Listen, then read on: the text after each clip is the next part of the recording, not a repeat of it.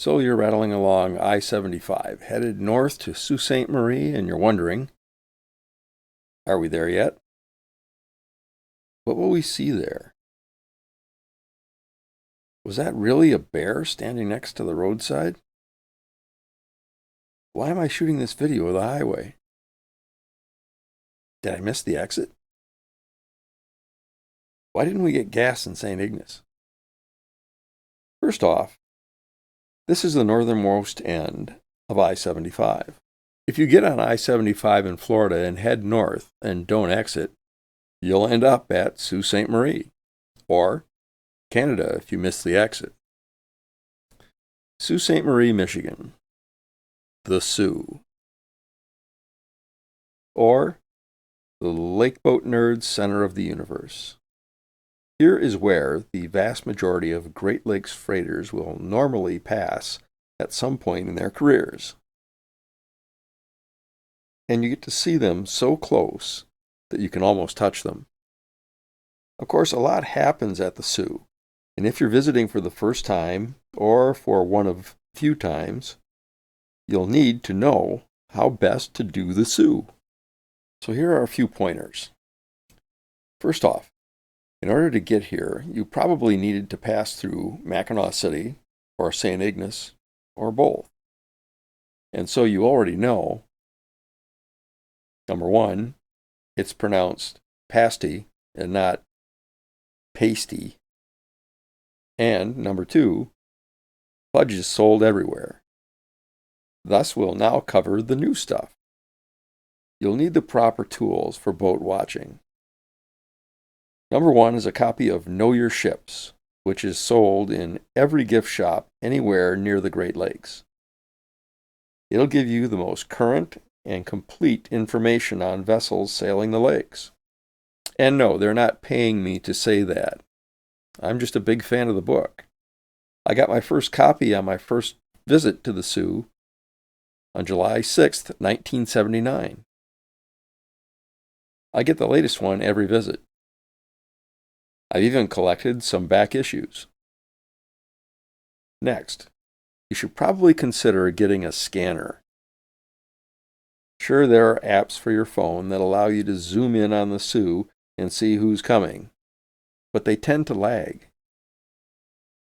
Sometimes the apps can lag more than 20 minutes, and although lake boats don't move very fast, that can be the difference between catching the perfect photo and salute or just missing it. It doesn't matter if you have the bazillion channel programmable scanner or the 40-plus-year-old crystal scanner. That's because there are only 3 channels that are really important for boat watching at the Soo. Channel 16, 156.800, is the general hailing and distress frequency. Channel 12, 156.600, is Soo control. Channel 14, 156.700, is the lockmaster. Listening to these 3 frequencies, you'll hear the boats making their assorted required calls at points along the river. Using this handy cheat sheet, you can tell how long it will take each boat to get to each point. This will allow you to do other stuff at the Soo and not miss any freighters. You can get a copy of the cheat sheet by following the link shown here. And the same link is provided in the video's description below. Of course, if you don't have a scanner or a ship following app, you can always go to the visitor center at the locks and just look at the board. It's usually pretty close, just not very handy for boat chasing.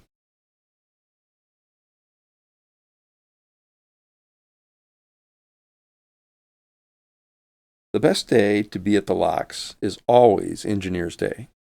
Normally that takes place in late June and is a celebration of the Army Corps of Engineers who operate the locks.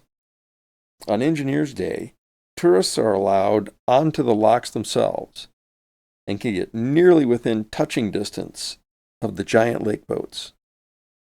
Other than when COVID restrictions prevented it, You could walk across the MacArthur Lock gates and visit the control building on Engineers Day. Of course, another way to see things up close is by taking one of the Soo Locks boat tours. They take you through the locks and get you close to the freighters. You can also get aboard a real Great Lakes ore boat. It's the Valley Camp Museum ship. This 500-foot steamer was launched in 1917 and carried ore and coal until her retirement in 1966. In 1968, she was purchased by the Sault Saint Marie Historical Sites and converted into a museum. You can roam her decks and peek into her cabins and walk through her huge cargo hold, which is lined with aquariums and assorted historical displays. Across the street is the Tower of History, where you can get a bird's eye view of the Soo. Of course, the Soo also has a tourist street lined with gift shops. While there, I personally must have my whitefish sandwich at the Lockview restaurant. I'm not advertising their product. For me, it's a simple superstition. If I get my whitefish sandwich, the boats will come, and there will be many of them. At least that's the way I think it works. There are some good hotels and motels at the Soo, but my personal preference is to camp. Since the 1980s, I've preferred the Ann Osborne Campground because it's right on Mission Point, which is a major choke point for passing lake boats. My dad used to park his motorhome there, and my kids love to tent camp. Either way, you're real close to the lake freighters as they pass. Keep in mind that the weather at the Soo can go through all 4 seasons within about a 48-hour period, especially in the summertime. You cannot outsmart it. If you pack for a cold wave, you'll get a heat wave. If you pack for midsummer, you'll find yourself in a gift shop buying warmer clothes that say something like "up north" on them or "the Soo." Finally, just remember that the Soo is the favorite place for most boat nerds, who are very friendly and laid-back sort of folks. Just stay out of the way of their cameras.